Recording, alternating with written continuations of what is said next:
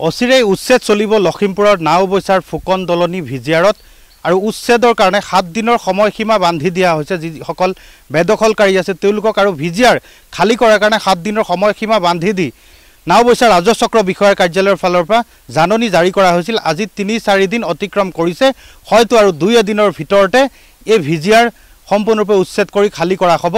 আৰু জিলা প্ৰশাসনে ৰাজচক্ৰ বিষয়াৰ কাৰ্যালয়ৰ ফালৰ পৰা যি জাননী জাৰি কৰা হৈছে সেই জাননীৰ সময়সীমা উকলি যোৱাৰ লগে লগে নাওবৈচাৰ ফুকন দলনি ভিজিয়াৰৰ 237 বিঘা মাটিত বসবাস কৰা পৰিয়ালত চৰকাৰী বুলডোজাৰ চলিব। আৰু এই মুহূৰ্তত মই দেখুৱাব বিচাৰিছোঁ এনে একাংশ লোক আছে, তেওঁলোকে উল্লেখ কৰিছে যে কষ্ট কৰি তেওঁলোকে এনেধৰণে এটি ঘৰ পকী ঘৰ নিৰ্মাণ কৰিছিলহে।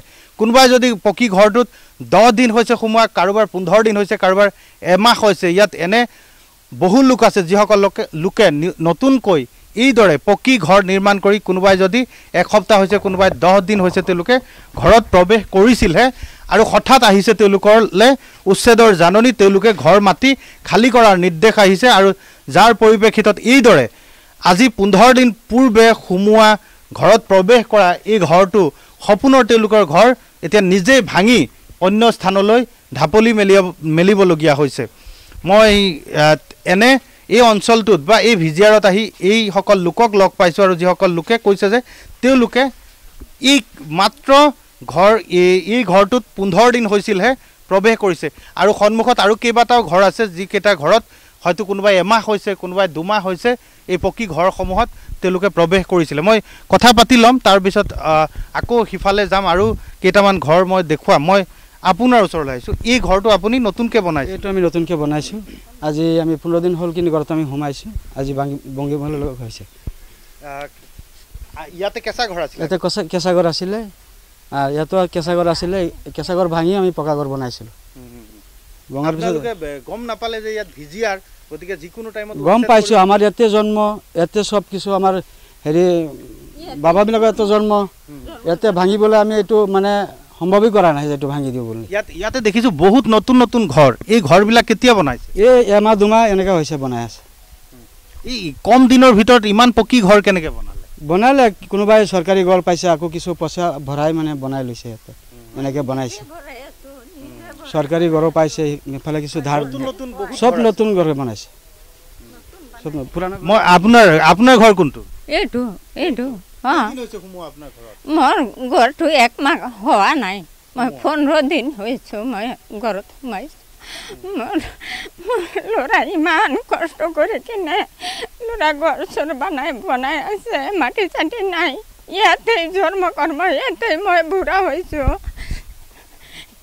আৰু কি কৰিম? এইটো ঘৰ মোৰ 2টা ল'ৰা।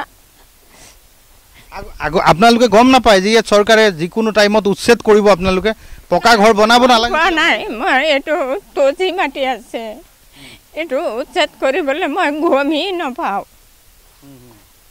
মই এনেই বহি আছোঁ, বুঢ়ী হৈ চিৰিকালে বহি আছোঁ। এতিয়া মই বুঢ়ী হৈ গ'ল, মোৰ ল'ৰা বাচ্চা বুঢ়ী হৈ গ'ল। সেইটো ঘৰ মোৰ আজিকালি ঘৰ বনাইছোঁ, 1 মাহ হোৱা নাই। ইয়াতে মই সোমাইছোঁ ঘৰত, কাঁচা ঘৰ ভাঙি কিনে মই ঘৰত সোমাইছোঁ। উচ্ছেদ কৰিবই আপোনালোকে? এতিয়া নিজেই ভাঙি আছে আপোনালোকে? নিজেই ভাঙি লৈ গ'ল, উচ্ছেদ কৰি আছে। এতিয়া এইদৰে বহু লোকে নতুন নতুন ঘৰ তেওঁলোকে সাজিছিলে আৰু তেওঁলোকৰ এতিয়া উচ্ছেদ কৰিব লাগিব। আপোনাৰ ওচৰলৈ আহিছোঁ, অকণমান আহক। আপোনালোকৰ ঘৰটো নতুনকৈ বনাইছিল? আমাৰ নতুনকৈ বনাইছে। কিমান দিন হ'ল আপোনালোকৰ? এইটোৱে ঘৰ আমাৰ 15 দিন হ'ল ঘৰত সোমোৱা। এতিয়া আপোনালোক যাব ক'ত? নিজৰ ককাই ভাই আছে, তাতে যাব লাগিব। ককাই ভাই সিফালে আছে? এইটো চাইডতে আছে। তাত ভিজিয়াৰ নহয়? ভিজিয়াৰ নহয়, ম্যাদী মাটি আছে। আপোনালোক এনে অৰিজিনেল ক'ত হয়? ইয়াৰে হয়, জন্ম ইয়াতে হৈছে আমাৰ, দূৰত নহয়, ইয়াৰে হয়। এই লোকসকলে ইয়াৰে স্থায়ী বাসিন্দা বুলি তেওঁলোকে কৈছে। আৰু বহুতে মই কৈছোঁ যে আমি দেখুৱাইছোঁ যে বহু পকী ঘৰ এই কেইদিনৰ ভিতৰতে ইয়াতে নিৰ্মাণ কৰা হৈছিল। আৰু তেওঁলোকে কেতিয়াও ভবা নাছিল যে ইয়াতে এটা সময়ত তেওঁলোকক উচ্ছেদ কৰা হ'ব বা তেওঁলোকৰ ঘৰ খালী কৰিব লাগিব, এইদৰে হয়তো ভাঙি লৈ যাব লাগিব বুলি কেতিয়াও তেওঁলোকে কল্পনাই কৰা নাছিল আৰু এইদৰে এতিয়া নিজৰ ঘৰটো নিজে ভাঙি লৈ অন্য স্থানলৈ যাবলগীয়া হৈছে। আপোনালোকৰো উচ্ছেদৰ জাননী আহিছে? আহিছে। আপোনালোকৰ ঘৰ পকা ঘৰ আছিলে? ঘৰ পকা ঘৰ আছিলে। কিমান দিন হ'ল বনোৱা? আমাৰতো 3 বছৰ হ'ল। 3 বছৰ। ইয়াতে দেখিছোঁ বহুত নতুন নতুন ঘৰ আছে। আছে, পুৰা নতুন নতুন ঘৰ আছে। এইবিলাক সব এতিয়া ভাঙি আছে? এতিয়া ভাঙি আছে মানে কি কৰিব, উপায় নাই, ভাঙিব লাগে। বহুত নতুন নতুন ঘৰ সাজিছিলে আৰু এইসমূহ এতিয়া এইদৰে ভাঙি তেওঁলোকে অন্য স্থানলৈ যাবলগীয়া হৈছে। মই কৈছোঁৱে যে নাওবৈচাৰ ফুকন দলনি যি ভিজিআৰ, সেই ভিজিআৰত 237 বিঘা যি মাটি, সেই মাটি এতিয়া খালী কৰিব। জিলা প্ৰশাসনৰ বুলডজাৰ চলিব। এইটো এটা ঘৰ দেখুৱাইছোঁ।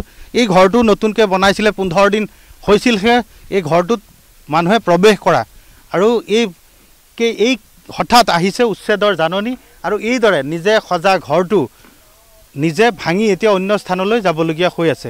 গতিকে 237 বিঘা মাটিত বসবাস কৰা পৰিয়ালক উচ্ছেদৰ জাননী জাৰি কৰা হৈছে আৰু এই পৰিয়ালকেইটাক এতিয়া যিকোনো মুহূৰ্তত প্ৰশাসনৰ বুলডজাৰ চলিব আৰু উচ্ছেদ কৰা হ'ব। ইয়াৰ পূৰ্বে যিসকল বেদখলকাৰী লোক আছে, ভিজিআৰত বসবাস কৰা লোক আছে, তেওঁলোকে নিজৰ ঘৰ মাটি খালী কৰি অন্য স্থানলৈ ঢাপলি মেলা পৰিলক্ষিত হৈছে।